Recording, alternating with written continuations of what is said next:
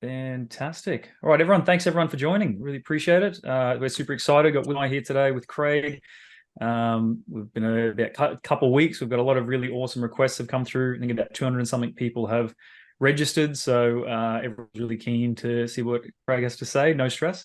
But for those of us who are joining for our webinar for the first time, so part of this series that we like to interview experts in the drone space, and with the intent that a lot of feedback we get is people who are either starting on their program, developing the fundamentals, or they're scaling and they're looking at more advanced.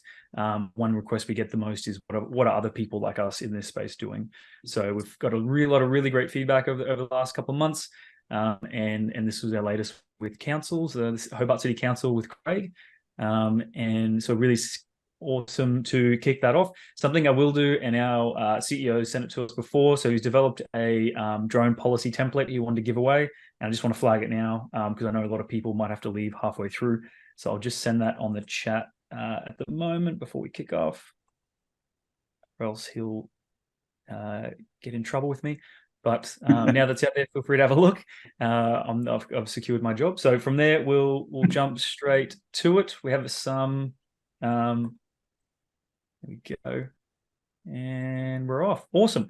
So welcome, Craig. Thanks again for your time, mate. I know we've caught up a couple of times last couple of weeks, hearing your, I guess, both experience, what you're working on now, what's planned for the future. But for everyone watching, can you tell us a little bit about yourself? Yeah, sure. Since my camera's not working, that's what I actually look like. A bit more grey hairs these days, but so I started in the council in the year 2000 as a trainee in IT. Before that, just a kid really at the age of 18. Went on to stay in IT for the next 20 plus years, or a little bit less, when we started our drone program in 2018, just before the May floods happened. We had a new director come on board, and he pretty much shook up the entire organisation and really pushed the use of smarter technologies and that through what we can do to just provide better services to the ratepayers and the visitors of Hobart. So I was flying drones at the time as a hobby, and he talked to me about it, and he said, "Oh, let's see what we can do in-house." So we started exploring on the cheap. So we bought a Mavic. I'm kind of digressing straight into drones straight away. So yeah, we started in 2018, got a Mavic, see what we could do with it, and then the May floods happened, and that kind of kick-started everything. Myself flew around pretty much every damaged park, our tip, things like that, because the water that came through just dragged everything through the city, because essentially Hobart is a huge catchment and just all runs off the mountain, and that kind of that was used, that information, to show what could possibly be used internally, because people at the time thought, drones, toys, and we could show them that they can actually be used for business, things like that. So then I started my transition from IT, help desk, full-time, to running this on the side of my desk, to becoming the chief remote pilot full-time at the City of Hobart. Awesome, mate. Awesome. So what's over 20 years now at the Hobart Council? Yeah, 23 or something, I think. But who's counting? Got a couple of gold plaques sitting on your desk. Yeah, LinkedIn usually tells you when your anniversary's up, Yeah. You've gone platinum.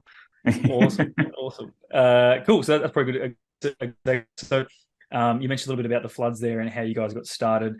So I guess, maybe that's sort of how it came through. What was the inflection point that triggered it? Sound like the floods, and what's that journey sort of look like? You said you started with that sort of Mavic. How's that sort of progressed over the years? Yeah, for sure. So we had to do it all right. So we couldn't just go flying drones. So just before, essentially, we went and bought the Mavic. and started using it internally. We had to check many things like our risk with our risk people, our lawyers. Insurance was a big thing. Just happened to be that a year before that, the insurance company added remote land, sea and air vehicles to its insurance cover for council business, which kind of worked out, which was nice. So they were covered. And then, of course, to operate commercially, we had to go through the procedure of a ReOC and things like that, and appoint a CRP, which, me being the only one doing it, fell on me. And I also am the chief maintenance officer as well, which is fun. So that's good. You get to make sure that all the gear is correct. And since you're the only one flying it, it's usually the way you left it. Now we've expanded. We've got about 3 more other pilots. It's not their primary job, so it's secondary, 1 in surveying and 2 in our compliance area. And we're starting to look at using the Mavic platform, since they've now evolved a lot more than they used to be, with multiple cameras on board, things like that, but in a small package. So it's less intrusive and less noisy and things like that to other people around. They do the rooftop inspections, so they don't need to work from height to do their plumbing inspections. And we can also make sure that everything's built to the specifications that they put out in the planning and things like that, to keep everybody compliant, so that people, when we get a lot of rain, because we do, don't get flooded out of their homes. Yeah, absolutely. Yeah, I mean, we've looked at other use cases. If we've got a burn crew, the Hobart City Council runs its own bushfire management crew. So we've looked at possible of using thermal imaging drones for their after burn inspections. So they tend to check perimeter and make sure that things are not burning still, and it's all done on foot with handheld devices. And we're in the bush, and we've got a lot of bush, as you can see in that picture there, that backs onto the back of the city. So making sure that those things are out is one of their high priorities. So we looked at different ways of making that smarter. Obviously, the thermal drones have gotten smaller, the sensors being able to now be carried on the Mavic platform, whereas when we were first looking at it, it was the M300, and that's a huge setup and huge drone to be carrying around in such a limited space that they've already got on their vehicles in the bush. Absolutely. And sorry, I was going to say, so it sounds like the use case, you said the bushfire, if there is sort of flooding and sort of rain periods, surveying. And was there any of the use case? I know you mentioned a while back some of the media stuff. I know you get quite involved with some of the tourism pieces as well. So we got a new media crew here internally that handles all our social media and all our media releases. And then they found out we operate drones internally. So I've become very popular with that unit. So I don't tend to stick to one unit. I work across the multitude of units, being the only actual drone pilot that's full-time internally in the council. So like, we do a lot of stuff to do around cruise ships coming in. Disney arrived the other day for the first time in Australia, and they came down to Hobart. So they got, world coverage, which is pretty cool. We share, that information along to other people, because it's all about Hobart and promotion of the city when it comes to the media and things like that. So if something big comes in, and you're out doing a job, there's no point in getting another 3 pilots to just go and do it for other different organisations like the Ports Authority, the Tourism Tasmania, that kind of thing. We just share that information because it's all about exposure, really. Other things, like live streaming of the fireworks, that was pretty big during COVID. So a lot of people couldn't get out due to restrictions, travel restrictions, or due to health or anything like that. So we took it on ourselves to live stream our fireworks on New Year's Eve, the 2 sessions at 9:30 and midnight, through the internet via the drone, our M300 platform. So essentially we just put it up in the sky over the River Derwent, because that's where we do our fireworks, which you can just see below in that picture as well, inside the exclusion zone. So we didn't have to we weren't worried about boats below because we tend to get a lot of ships on the water to go and watch it. So inside the exclusion zone, no vessel is allowed to be. And it's just, there's a buffer between me and the fireworks. Obviously, I don't exactly want to get blown out of the sky, even though a lot of people go, why don't you fly through them? I'm like, it's flak cannon, you know what I mean? Yeah, I'm guessing that was cool as it looked. I'd be fishing the thing out of the dawn, I reckon, after I was finished. You probably get a call from CASA as well, I would imagine. So yeah, it's not going to be good on the record, that's for sure. Yeah. But using that, we provided that live stream, and we've made it better over the years. It was pretty flaky at the start, and we copped a lot of flack, obviously, through the network connections and things like that. But we've now dialed them up pretty good now, and we continue to do that. So I'll be doing it again this year. And awesome. Because the M300, with the strobes and things like that, we can make it night compliant. Under our ReOC, we can also do night missions. It takes a lot of planning because we have a helicopter landing site on the Royal Hobart Hospital, which you can't see in that picture. It's just to the right. So I need to be aware that, any emergency flights or anything that come in, they tend to come in hard and fast in the helicopters and pretty low. They tend to steer clear of the fireworks because it's in their best interest as well. But it's just one of those things that you have on your list of things to think about. Absolutely. No, that's super interesting. It's a lot of fun. It's a big night, but it's a lot of fun. I get the best seat in the house. I'm gonna say you get to see everything close up. Fantastic. That's probably a good roll on to the next one, I guess. Particularly during, I guess, councils is being in a city. Obviously, you've got the safety of everyone around there as well, but you're also usually pretty close to airports, and you're close to, as you said, the hospital helicopter pads. For people, and probably going back to the start, I think there's a lot of people who've signed up and have sort of said, hey, they're just getting started. They're sort of not sure where to begin. I guess from your experience from 2017, what would be your advice to people getting started? Like, what would be the first couple of steps you'd sort of recommend they do? Probably check out your airspace, see what classification you're in, because then you know what lengths of work that you have to do before you even take off the ground in preparation and things like that. You may be inside an exclusion zone that doesn't matter what you do, you're pretty much grounded. You can't do that. You might be in a departure angle or approach angle of an airfield. We're kind of lucky in Class G airspace. All of our buildings are relatively low. We got a lot of bushland for advantage points and things like that. We've got the water, another advantage point again. So there's different ways to tackle the situations that we have and the jobs that we require. Definitely check your airspace. Think about what you're trying to do with the drone. Do you need to do it with a drone? As cool as they are, sometimes you're overthinking it. Essentially, you could do it with, say, a pole with a camera on a pole. You could do it via helicopter. You could do it via plane for coverage per dollar.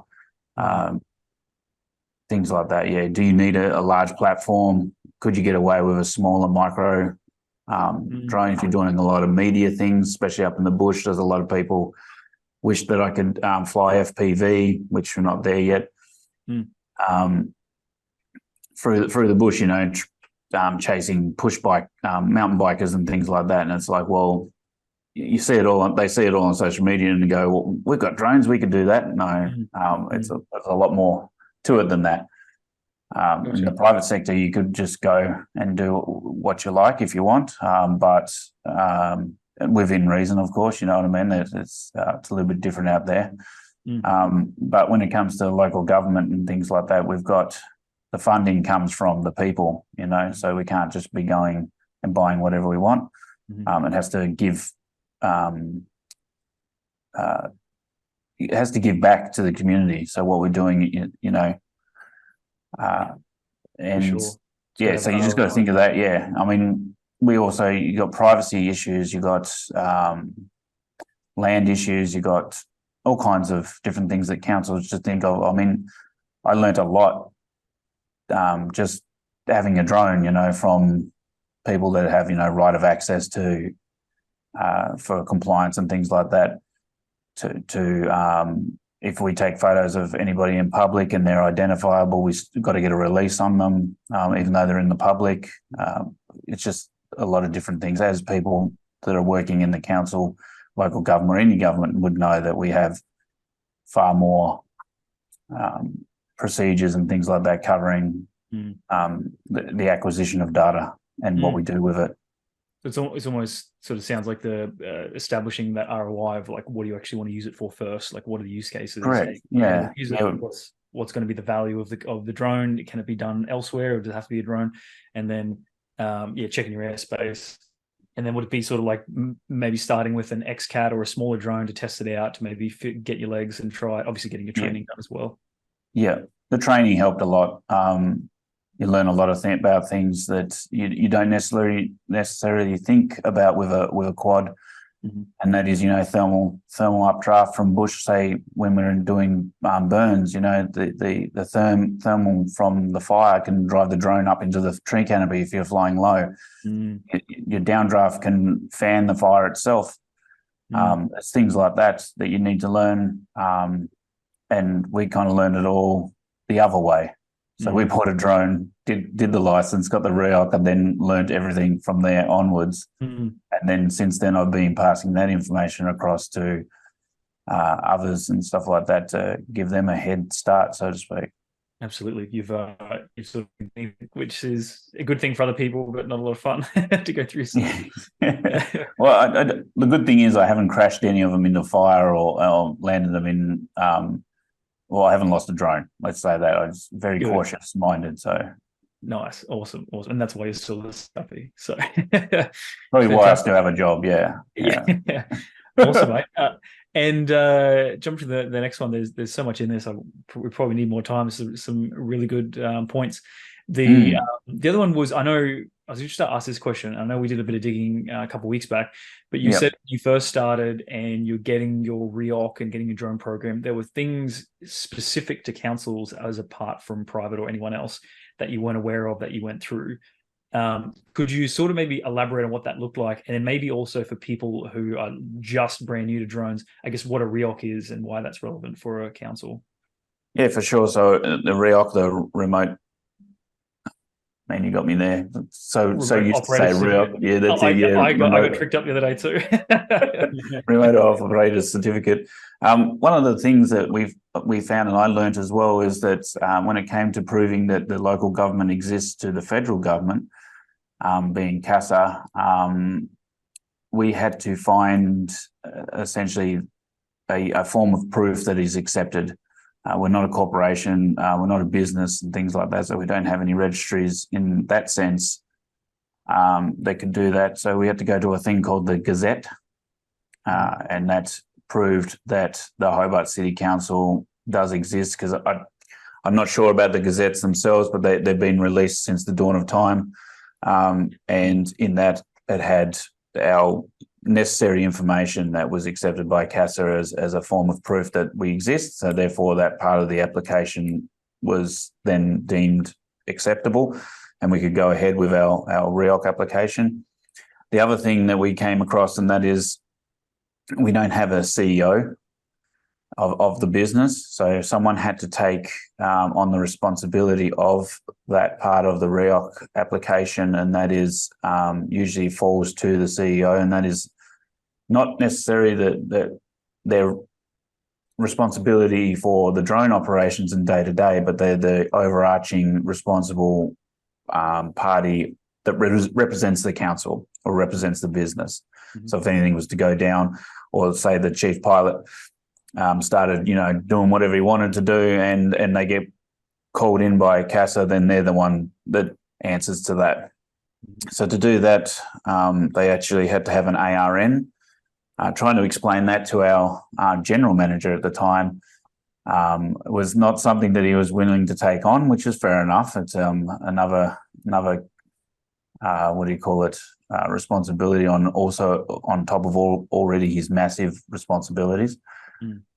So it fell to my director, which was acceptable. He went to go when he had to get an ARN. He doesn't need a REPL or anything like that, just an ARN to essentially prove who he is to CASA, you know, with your like a social security number. And then he was added to our manuals and our ReOC application and classified as acceptable. The problem is then people move on and leave.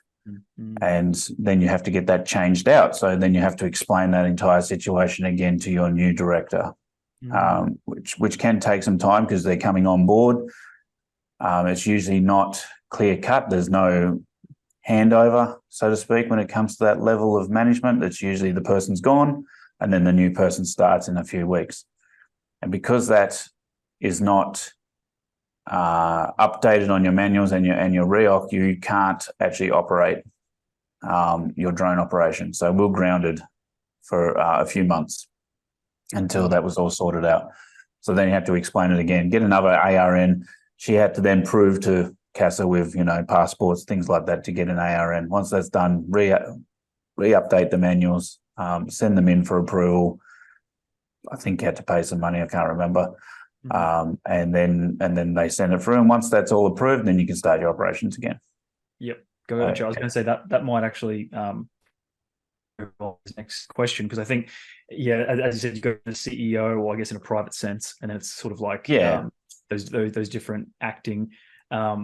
So is that, it sort of sounds like you getting the director or the general manager who's across that and having that brief, I guess, if he changes, what's that contingency plan of how can you stay flying, making sure that those sort of people who are accountable, responsible, sort of stay accountable. Yeah, so you need to, you can't just say, can you go and do it? And then without an explanation. So I send all the information, answer all their questions, make them feel comfortable that, you know, it's a formality thing. If it was to happen, then this is the responsibility you're taking on. And if you're happy to do that, then so be it. Of course, when my director, we started all this, he was all for it. So boom, boom, done. New people coming on board, it's a new thing. They've never really dealt with drone services internally to their positions, because they're usually people of that level are coming from other levels of government, state and federal, and sometimes local. And compared to, well, just to go off, for example, the other 4 major councils around us are dabbling in drones, but they're not there yet. So I've been helping them over the years and stuff like that to get off the ground as well. So it is kind of new still, but back in 2018, it was very new. I would imagine. But now I don't shut up about them, so everyone knows. And actually probably a good thing too, because it is it's obviously very serious in terms of safety and compliance, and this and this stuff has to happen. But I guess for those then looking at the ReOC and they sort of saying, well, is it even worth it? Should I even get a ReOC? I guess having yourself as having the ReOC and being the CRP, what does that then enable you to do for the council? I know there's obviously different types of equipment you can fly, but I guess for the use cases, what's sort of unlocked for you? The biggest one is the night capabilities. Okay. As long as you're compliant under your manuals, you know, for your takeoff landing area being lit, your drone lighting compliance and things like that. It's actually come in handy because we've done some thermal mapping with the H20T on the M300 for our aquatic center and things like that, and doing them at different times of the day and through the night gives you a better idea of where we're losing thermal capacity in our pool. Other things, street lighting. We've used it for mapping street lighting, where we're trying to work out the dark skies project things and stuff like that to reduce our spill. So you can do that at night. Obviously, the other things, you know what I mean? Like you can take media opportunities, of course, as well out over the river. The city looks pretty cool, lit up. That's probably the biggest thing. The other thing is the reduced meters restrictions, things like that. There's other things in the manuals and stuff like that that come under it, but the biggest one was the night. But it also leads into the capabilities of doing other things like your EVLOS, your extended visual line of sight, your beyond visual line of sight. You can't start those without first going into the ReOC space.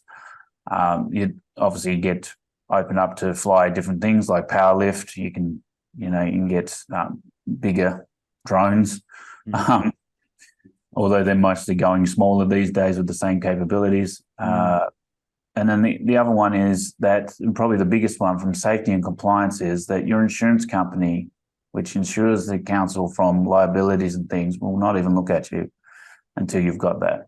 It's not happening. And from a risk point of view, it's not happening either. So internal procedures and things like that, that is a must. It's essentially the grounding part of your entire operation. Gotcha. Nice. Yeah. Okay, great. And then, of course, being a bigger council, we can then bring others under our ReOC if we wanted to. Yes, of course. To operate. So it saves them doing all of that just to dabble and see if it's going to really work for them. They can then test all that waters. And then if it is really what they want to do and they want to expand, and it may be beyond our scope because we don't really talk that well together, let's face it, government, then they might want to do their own. Gotcha. But until then, they can come on board with ours, do a few operations, test, see what it does, and if it works for them, and then move on if they wish. Yep, 100%. I'm just cautious of time. This has gone so fast. This is really good. It sort of sounds like, I remember you sort of mentioned that around having the major council, but then the smaller regional councils, and so they're not all forking out a lot of costs and a lot of sort of processes. They can sort of fit under your ReOC and fly under your sort of jurisdiction or your authority. Well, I mean, during the COVID things and stuff like that, we kind of we got a lot of we got assistance from grants and things like that, which kind of worked and helped us develop our fleet into what it is today. I mean, it was just, I think it wasn't all just us being really good at what we do. You know what I mean? We can't say that. It was a number of situations and things like that just aligned. Everything just clicked into place. Things that we reduced cost on because our parking techs had no one to book. So we got them to do other jobs, and with this money we saved off that from not doing contractors, then we used that to buy an M300. And therefore it's now paid for itself in the first year of doing, because it is a bigger drone, multiple payloads, things like that. We've now got LiDAR, you've got thermal, you've got cameras, 4K cameras with the P1. That's awesome. That's awesome. And it's a pretty badass drone, to be honest. I was going to say, it's a fantastic. It's an awesome platform, and it's been my go-to forever until for the media stuff. The Mavic tends to cut it now a lot better because it's smaller, lighter, quieter. But when you want the jobs done, the big stuff like mapping in the bush or LiDARing, our water reserves and things like that, where we combine our work with Tas Water and things like that, you can't beat the M300, to be honest. Absolutely. We've got a couple, maybe 2 or 3 more questions. Might jump to some Q&A. I think there's a couple of questions through, but just and of course the obligatory or else I'll get fired. How is FlyFreely sort of, how does that fit into the whole process? I guess how are you guys using it, and what did it look like before you sort of slotted into your process? Yeah, sure.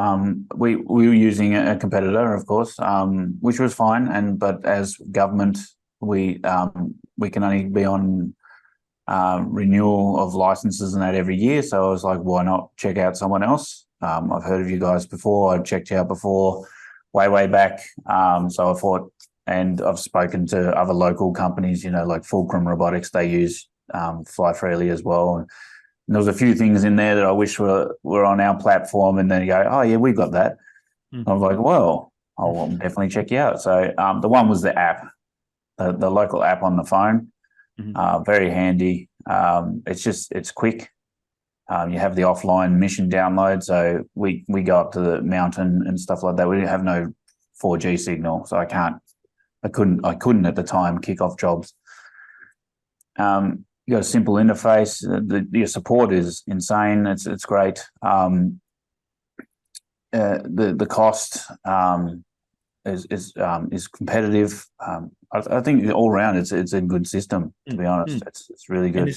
And this is sort of your out of curiosity for us as well. So you sort of for your ReOC compliance side of things and your safety and your maintenance, and then do your your X category guys still use FlyFreely, or are they still active? Which one? Sorry. Oh, yeah. Oh, everyone flies under our ReOC. I don't use XCAT. So it's because of our insurance compliance and things like that. They need to follow and you might as well. You've got it all. You did all the work. You might as well just keep the same procedure. That way, when they fly the big stuff, which they're rated to do, then it's all the same. Gotcha. Yeah. Awesome. I've covered myself on that question then. I guess something that's really interesting, it's becoming more prevalent, maybe because, and I might be leaking this a bit early, but I know the flying around airports is a big challenge, and I know there's a lot of trial zones at the moment automating that. And I believe FlyFreely has been certified for the Sydney Airport and Sydney Harbour soon, so hopefully it'll be a bit more automated. But I know that of those trial zones are Perth, Adelaide, Canberra. Can you maybe share a bit of light on what that looks like? Just because I know like councils might have some questions on this of how do you currently operate around these airports, and what's the trial sort of process been like?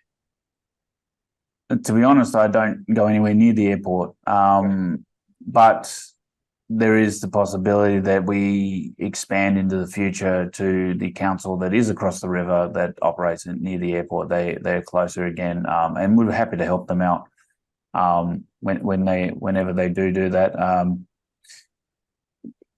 It's the rules, you know what I mean? We got the helicopter obviously comes into the Hobart Hospital. Essentially just you follow your procedures and stuff, and that is just get out of their way, land safely where you can, or get as low as you possibly can. They're not going to hit the deck as low as you can sit there and hover. You don't need to necessarily land where you have to, you know what I mean? You might be in the middle of a mapping mission. You pause, get it down low. They're not going to come below the tree line or anything like that. It's just use your brain. Around airports, I'd like to give it a go, to be honest, to see what it's all involved, the procedure wise and stuff like that. I've had a few colleagues in the space actually operate them, and they do say that it's actually pretty seamless. It's a lot better than it used to be, especially with the integration of permission. With the DJI products being that they ground themselves, they won't even engage the rotors if you're inside a certain radius, which is a good thing. But their whole approval system has definitely gotten a lot better. Yeah, I think they are getting a bit more advanced, and I think there's a lot of pressure from the public to automate and streamline a bit of I think we're all starting to work together towards just making it a safer environment for everybody to operate the way they want and get what they need to get, and come home at the end of the day, really. Absolutely. I think we've got maybe these last two could probably be combined, because I think there's some questions coming through now. I guess your focus the next 12 months, like I think you've got a really good handle across the spectrum of all the clients we sort of work with. You're quite advanced, but out of curiosity, what was I know you mentioned a while ago there's a burn crew plans for 2024, but I guess your priorities for the next 12 months, what does that sort of look like for your drone program? Keep it going. Always promote it internally, because people tend to forget that it exists when it becomes the norm. And you have a lot of turnover of staff, so a lot of people don't even know that you exist. So they may contract it out, not knowing that you've got it internally, because the councils just don't do it. They just don't talk to each other internally. It's just a matter of fact. The other thing is, expanding, moving into the inspection space now with the two new pilots downstairs. Getting them more confident and getting them out and flying and logging jobs and things like that, training individuals on that. It's not just necessarily grabbing a drone and doing a flight. You've got to plan it. It's got to be approved, and then you've got to go out and maintain that fleet as well. As you grow, you've got to maintain that fleet. Asset management comes into it as well from council's perspective. The life on things, budgets and things like that when it comes to replacing things, because they're not large. They can sit in a cupboard, just like anything else. Unlike a car, which is right in your face, They tend to forget that you need to put props on them. You need to buy new batteries because they only have so many charge cycles. You may need to upgrade the entire unit because it's just end of life. But in 2024, I hope to start pushing into our bushland crew and getting them a thermal capable, Mavic 3E drone. I think it'll be really, really good for their job. Not just thermal, but also putting it up above tree lines for wind direction, which changes their entire progress on the ground and where they fight it from and where they control it, because they need to make sure it stays within their planned burn area. Otherwise, they get into trouble from other things, you know what I mean? And not to mention, not just trouble. I mean, it potentially can threaten people's lives. So, absolutely. And just share my knowledge. I mean, I go to schools. I want to keep pushing that again. After COVID, it started getting back into going to schools and things like that. Mostly my own kids, because it's easy to my kids go there. I'll come in and show you what I do. But just teach the young. What they're growing up into is just going to be insane, like compared to what we grew up. We're only seeing the tip. Autonomy, things like that. LiDAR, I want to really do a little more about LiDAR and not just necessary from above, internally in large structures that we have and things like that. Be pretty cool. That's pretty much it. I mean, anything really, if it looks like a benefit to the council and makes someone's life, I don't know, their job more enjoyable as well, because they are human, but also work smarter and not harder, so they can concentrate on other things, then I'm all for it. Absolutely. I mean, that supplementary part to everyone's work. Should be helpful. We sort of travel. I might just jump to questions because I'm just pushing. There's some really good ones coming through. Do you mind if I just reach? That's just in there for the questions, and also I like to preference it if we don't get time for all the questions, I'll jot them down and make sure we follow up and answer. I'm happy to send them a written reply if you want, as they say in the council. But on paper. Questions without notice. Cool. We got somebody. Never got one from Pete. Was the first one that came through. He said our rural council is considering whether mapping could be done. I've experience with drone mapping. Are there specific legalities that need to be considered when mapping townships? And then he's also said, e.g., flying over built-up areas. Context is we are currently using aircraft-based aerial imagery and near maps for our GIS, but they are both expensive and not timely. We use a combination of both. We're in the same situation. You're just not going to get the coverage with a quad. As simple as that. You just don't. There's no way you're going to beat a plane. So we've targeted more, a building site, for instance. There might be something going on. So the planning committee or whatever needs up-to-date maps. They're definitely not going to rely on near map or anything like that, because they only do a one yearly sweep and the building won't be there and the next thing it is. So we'll go and do a mapping of that once a week, or a construction of a car park that we're doing. And the crew, the project manager wants an update. So we'll go and do a map of that. And then they can ensure that they're on point with what they had on a piece of paper and what they're going to be putting on the ground. That's how we use them. Built up areas and things like that, obviously you got the populous area rule. There is ways to mitigate certain things. On our M300, I installed an AVSS parachute system, which you can look them up if you want. It doesn't negate the rules from CASA, but it does help with the safety mitigation and things like that. I'm happy to talk more off here if you want to Pete about it, for sure. Awesome. But that's the gist. Yeah, sorry. Yeah. Great, fantastic. There was another one here too. So do you recruit pilots internally or externally? I know think we spoke about this a couple of days ago. You were saying certain jobs yes, certain jobs no. I've got a list of potential pilots, from here to the other end of the state that want to come and do it for sure. Yeah. I'd love to recruit. I have no control over recruiting, unfortunately. I'd love to have at least one more pilot beside me. Having extra people, I'm a solo operator internally, so I go out and do it all. I capture it, I deal with all the data, and then I essentially make the package up for the internal client, so to speak. But it's just the council, really. So it can get a lot, being the only one and the demand. But I mean, if we was to recruit anyone, it would go through our proper procedure of recruitment. Gotcha. Yeah. Because we've sort of noticed, and this is probably very widespread, both councils and a lot of other companies, but we sort of see probably 85%, like as you said, dedicated pilots that have like the inquiries come to yourself, you're the sort of go-to, and then there's like a massive chunk of seem to be more people who are supplementing it. So there's, as you said, surveyors or marketing or environmental teams, and it's like they need to know how to do it, obviously do it safely, you need to go through the CRP, but there's sort of these, like we've coined it, like part-time pilots who sort of come on the side. So do you find there's teams coming to you being like, hey, can we get amongst this drone program as another professional in the council? Not really. Right.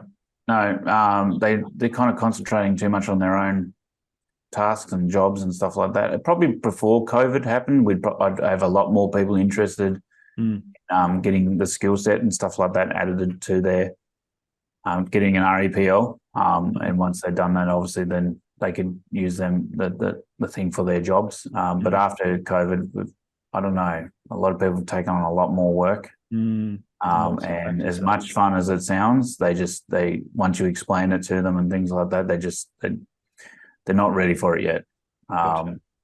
Yeah.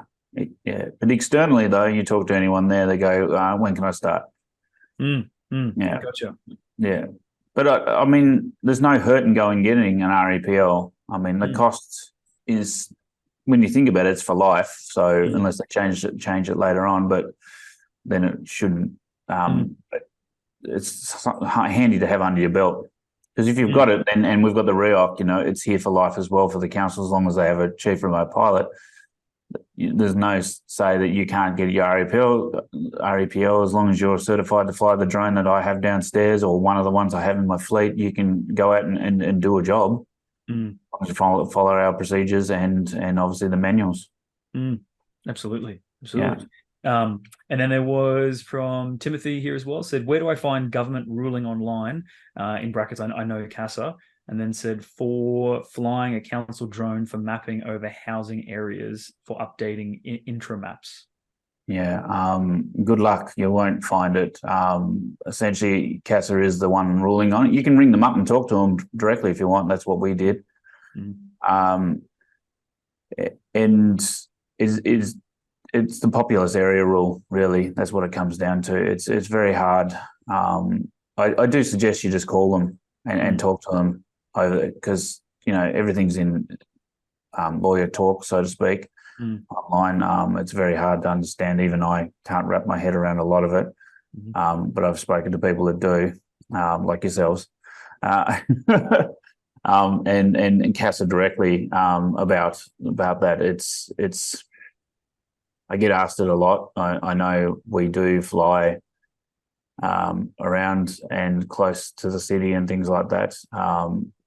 There's things you can do in your flight plan to mitigate the possibility of someone coming into the area. I know it's the populous area rule is, if anyone walks into even the corner of a paddock, it's classed as populous area, even though you're in the other corner.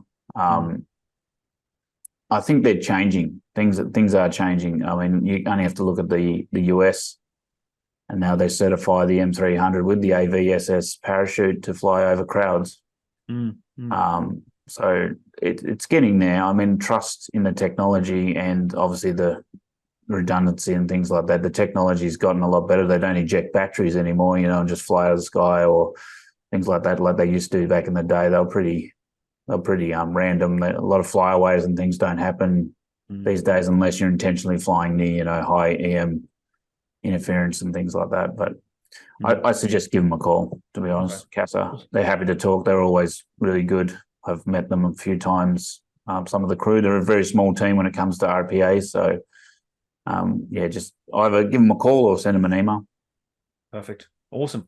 We've got two more. Probably got the timings a bit tight, but we've got two left, so we'll just smash them out if that's all right. We've got next one's easy. I'm reading them as well if you want. Oh, you can see them. Okay, go for it. Yeah. What software do we use to create author mosaics? At the moment, we use Bentley Context Capture. It's probably one of the best engines on the market. They export in all kinds of formats that are widely used by Esri and things like that. That's what we use at the moment. I've tested out a lot of them, but I've found that one to be the best. You need a lot of grunt though on your computer, just telling you now. Yeah. Good to know. Awesome. And then last one, how often do you work with surveyors? Not enough. I wish I could learn, work with them a lot. They are experts in their field. We are currently working on a giant project with them at the moment in our waste management facility to measure its height on how much years we've got left. At the moment, we do that via external and also ground surveying. So we're working on a project at the moment to go out, put ground control down, do their traditional ground survey that they do, and then fly our M300 with the P1, an RTK base station, the Mavic, just to see how that goes. We've got a Phantom 4 Pro, I think, not the RTK version, but we've got one of those. We'll test that out as well, and then we're going to compare all the data and see how close they are, if not spot on, if you know what I mean, because there is a lot of I don't know, people trust in the traditional ways. They're proven. They've been time and time again proven. That's what we built society off. This is new technology. It'd be great to use for that kind of situation, but we need to make sure that it's accurate. Absolutely. So why not go to the experts? And we happen to have internal surveying units, so easy. And I get to learn as well a lot of stuff when it comes to ground control. I tell you that I learned so much about mapping and ground control and all different units and what they do just by flying drones, because I get to interact with all these different units inside the council with other skill sets and stuff like that. So that's going to be a great one. And I'll share that information too once it's done. Yeah. Awesome, mate. Awesome. Well, I think it will. We've got your LinkedIn there and a couple other points we can add through. So we'll send through the recording at the end of this. And if as anyone has any questions, Craig's a busy man but very generous with his time as well. So thank you very much, mate. We might leave it there. We've gone a little bit over, but I hope everyone got a lot out of it. That was I know I definitely did. But thanks again for your time, mate. It was really helpful. And appreciate it. We'll hopefully catch up again soon.